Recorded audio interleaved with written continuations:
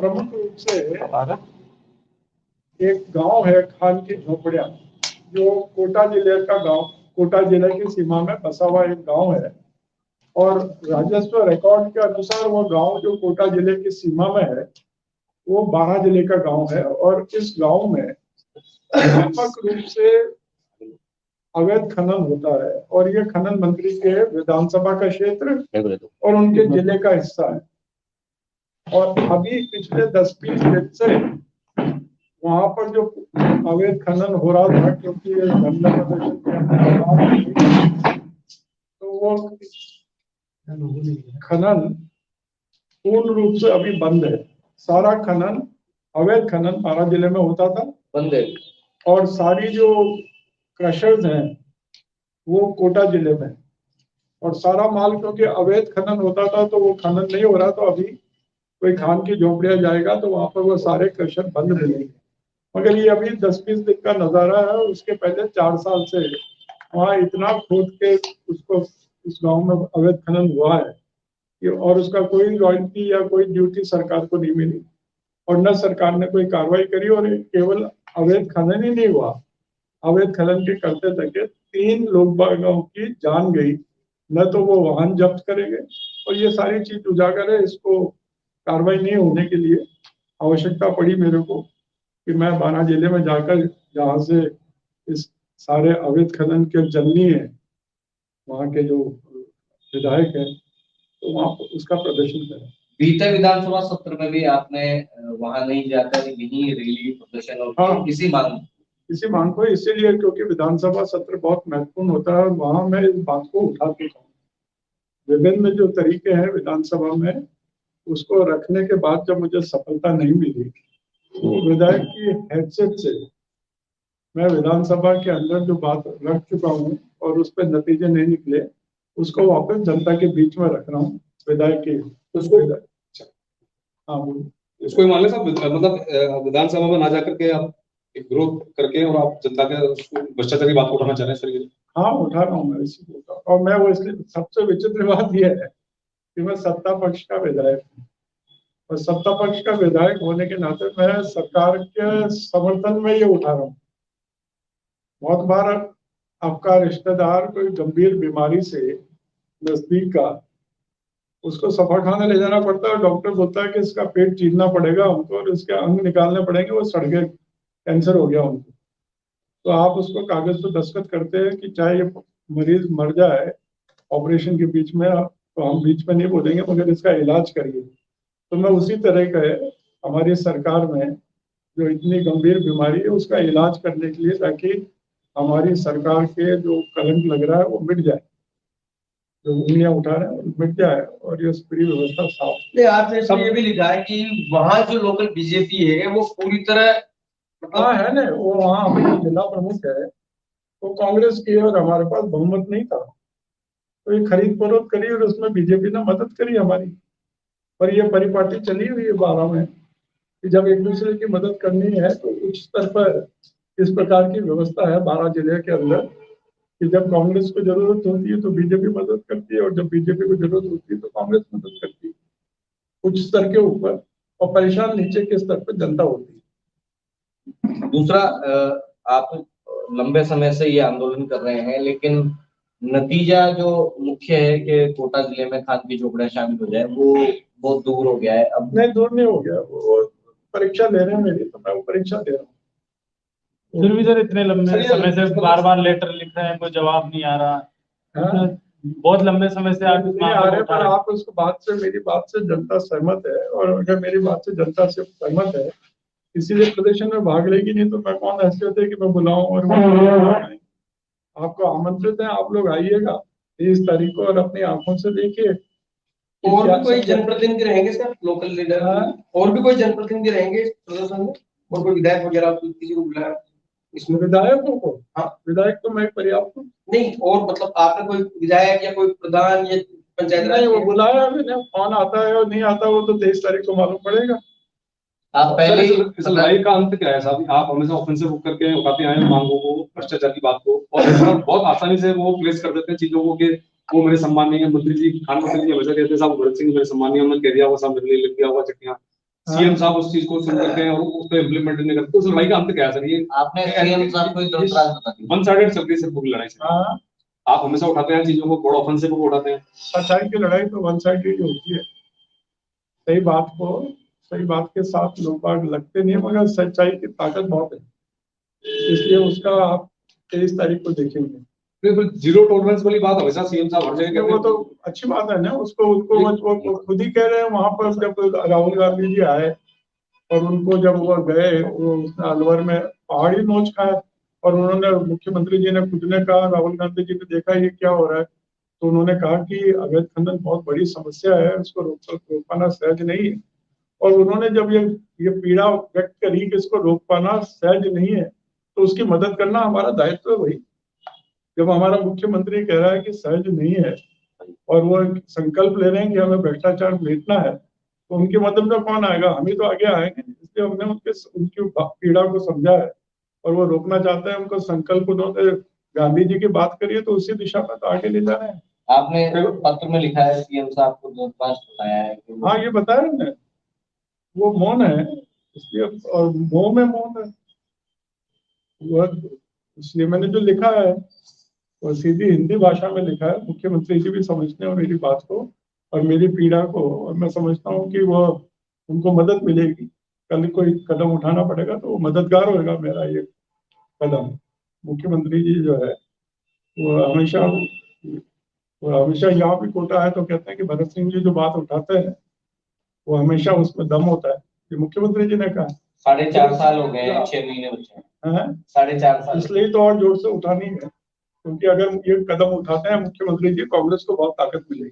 तो सर, कोई बीमारी शरीर में से निकलता है, कोई आदमी थका हुआ दिखता है, उसको क्या है कि साहब मेरे को कोई चीज पच नहीं रही, उसके ऑपरेशन के बाद वो सारी बीमारी बाहर निकल जाती है, चमक आती है। कांग्रेस चमकेगी, ऐसे भ्रष्ट लोगों को हटा देगी तो कांग्रेस को चमक आएगी, निखार आएगी।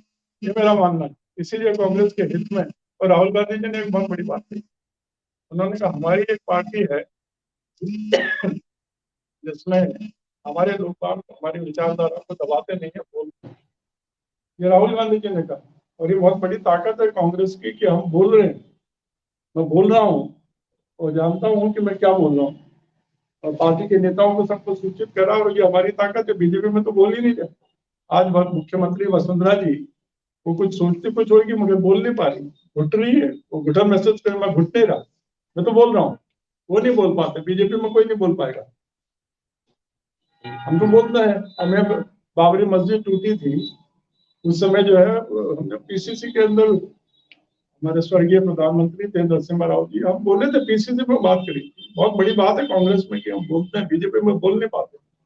बड़े बड़े लोग बाग जो है, उनके जो है आज बहुत बड़े नेता, कदवार नेता अटल बिहारी जी के टाइम के अरुण शौरी है, शत्रुघ्न सिन्हा थे, दूसरे दिन को बोलने के लिए आज मोदी जी के दरबार में मोदी जी ही बोलते, दूसरा नहीं बोल पाते। तो सीएम साहब पे धृतराष्ट्र बने रहने की वजह मतलब क्या रीजन है सर? सरकार संकट में रही है हमेशा। ये जवाब वो बेहतर दे पाएंगे। मुझे जो लगा वो मैंने लिखा, वो कोई से पूछे तो वो बताएंगे।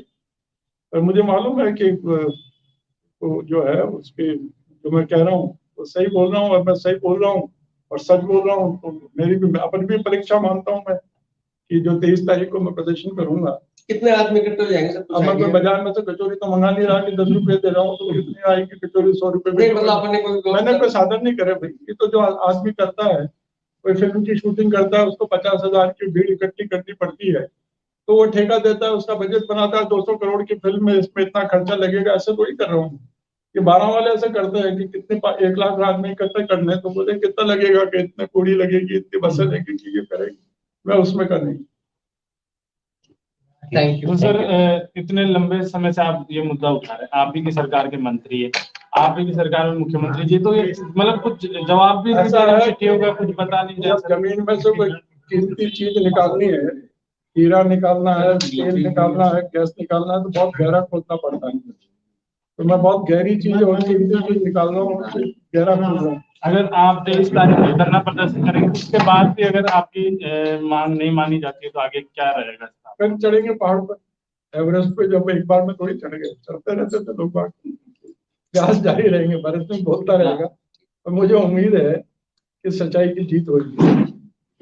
सच्चाई की जीत होगी और होके रहेगी। और ये बेईमानी को उसको संरक्षण देना शायद जो थोड़े टाइम तक हो जाएगा। सूरज के सामने जो है बदल आ जाते हैं, छा जाता है, अंधेरा छा जाता है, मगर प्रकाश होता है। मुझे उम्मीद है प्रकाश होगा। और हम तो मुख्यमंत्री जी के हाथ मजबूत कर रहे हैं। उन्होंने कहा उनके भाषण में है, और बार बार मैं जो 4 साल के भाषण उनके पढ़ता रहता हूँ और उनके संकल्प को मानता रहता हूँ और उनकी पीड़ा को समझता रहता हूँ कि जो आदमी ये संकल्प ले रहा है वो कितना दुखी होगा, तो उनका कष्ट मिटने के लिए यही मैं ये कर रहा हूँ। मुख्यमंत्री जी सर इसमें जवाब दे रहे हैं, आपको जवाब आ रहा है इसका? चिट्ठियों का जवाब आ रहा है या? चिट्ठियों का मेरा नहीं, चिट्ठियों के जवाब आते हैं। उनके मुख्यमंत्री जी के करीब 85 पत्र होंगे मेरे पास।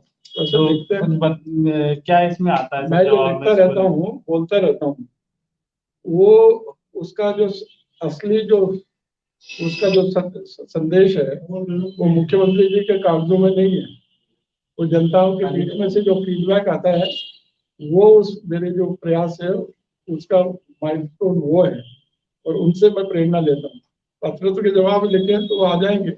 और बहुत काम की दृष्टि से कोई शिकायत नहीं। मुख्यमंत्री जी ने बहुत काम करे। राजस्थान में जो योजनाएं चल रही है सरकार ने, ऐसे और प्रदेश के अंदर इस प्रकार की नहीं है। और ये जितनी छूट मुख्यमंत्री जी ने मुझे प्रदान करी है या मैं वो बोल रहा हूँ, उसके बाद भी वो मुख्यमंत्री जी खुद कह रहे हैं, कोटा में भी आए, वो बोलते हैं कि ये आदमी बोलता है तो तथ्यों के आधार पर बोलता है, तो वो स्वीकार कर रहे हैं। अब उनकी मजबूरियां उनके साथ है, उनकी मजबूरियां उनके साथ है। तो मेरी मजबूरी नहीं है कि मैं सच बोलूं, सच को छुपाऊं, मेरी मजबूरी नहीं है। सरकार चलाने वाले के सामने अनेक उनके सामने जो है कठिनाइयां है, मेरे सामने कोई मेरे को स्वतंत्र हूँ। और मुझे इस बात की संतोष है कि मैं बोल रहा हूँ। और मैं ये भी रियलाइज कर रहा हूँ कि विधानसभा का सदस्य होते तक ये बात विधानसभा में मैं बोल चुका हूँ और मैंने देखा कि वहाँ परिणाम नहीं आ रहे, तो जनता के बीच में जा रहा हूँ। और मैंने दिन वही चुना जिसमें विधानसभा चली। इस सेशन में जाएंगे सर आप? इस वाले सत्र में जाएंगे तो नहीं? ऐसा तो संकल्प नहीं ले रखा मैंने कि मैं विधानसभा में जाऊंगा ही नहीं। जब मुझे लगता है कि मुझे जाके अपनी कुछ बात रखनी है, वहां रहनी है। बहुत बात जो है मौन रहकर बेहतर कही जाती है। बहुत लोग बात जो है जैसे बहुत बार आपको बोलना है, नहीं बोल के बोला जाता है, तो मैं नहीं बोल कर अभी बोल रहा हूँ। पर मैंने विधानसभा में मेरे जो अधिकार के तहत 100 क्वेश्चन मुझे लगाने का अधिकार था, मैं लगा चुका हूँ। जवाब आएंगे, दूसरे आएंगे, इसलिए मैं विधानसभा का बहिष्कार कहाँ कर रहा हूँ? बहिष्कार कर रहा तो मैं प्रश्न क्यों पहुंचता? पूछ रहे, जवाब आ रहे हो, तो शाम की जोकड़िया कर दी।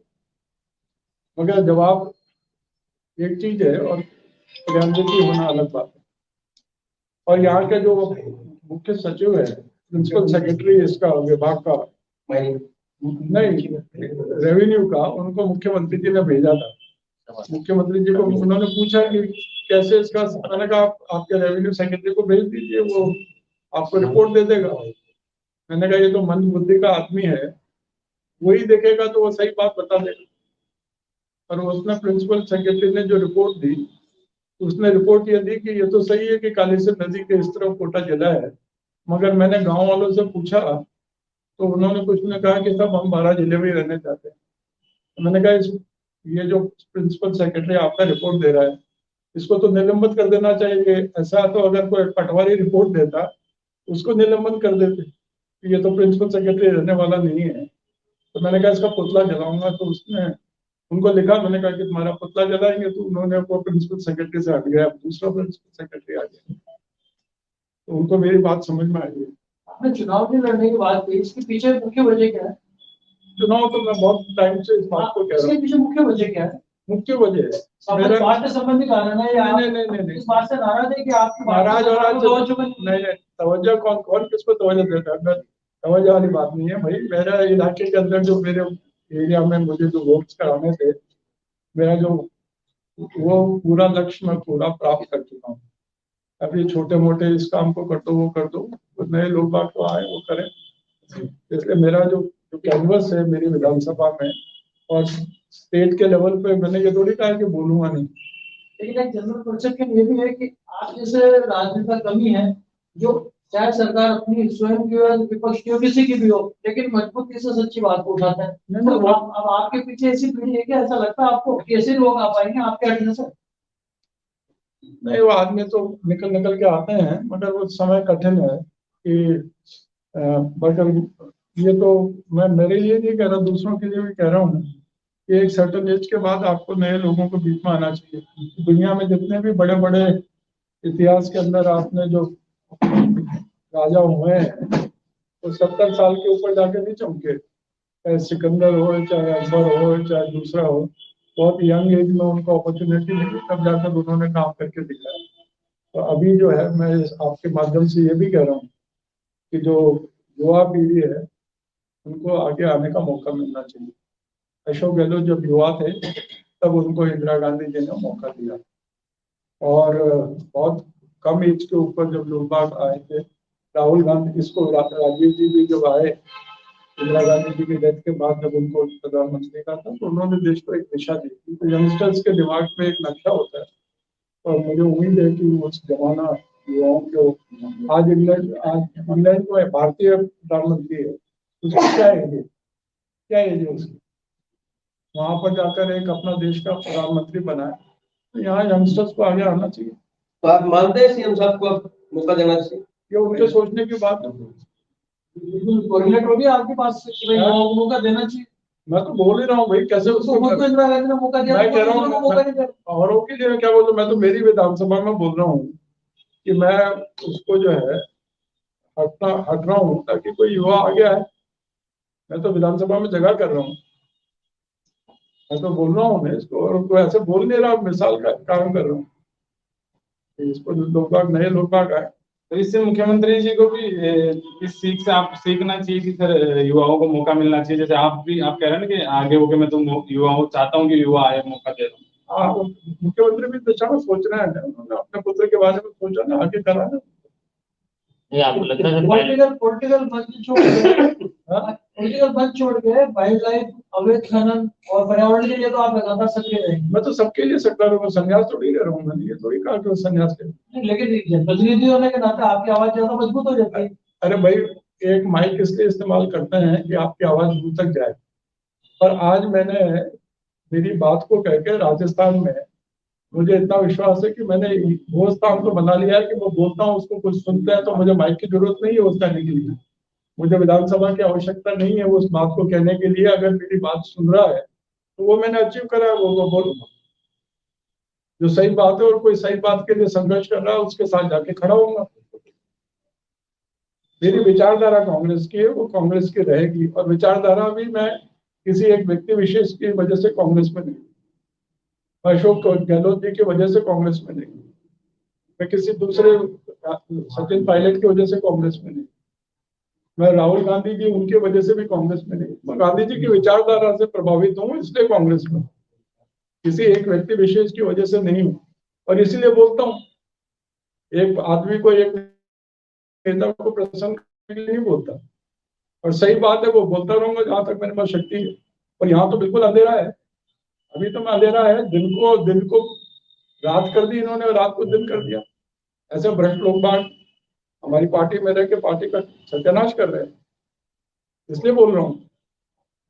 किसी को मेरी बात गलत करे या लगे कि मैं पार्टी के अनित के लिए बोल रहा हूँ, ऐसा नहीं। बीजेपी शून्य हो चुकी है, बीजेपी मिल चुकी है, इसलिए मेरे को बोलने की आवश्यकता पड़ी। बीजेपी के नेताओं का सिर्फ इतना स्वार्थ है कि मैं चुनाव जीत के आ जाऊं, ये का ये स्वार्थ। कांग्रेस के लोगों का मिली जुली जो है जुगलबंदी है, नुकसान जो है वो कांग्रेस को हो रहा है। आप लोगों को स्वागत है, आकर देखना वहां पर रिपोर्टिंग करना 23 तारीख को आमंत्रित कर रहा हूँ। आप जो होगा वो सामने आ जाएगा कितना। मैं कह रहा आपको तो आवाज भाई वॉइस में दम होना चाहिए, आपके वॉइस में दम होगा, हाँ वॉइस में दम होगा, आपके वॉइस में दम होगा, नहीं, लेकिन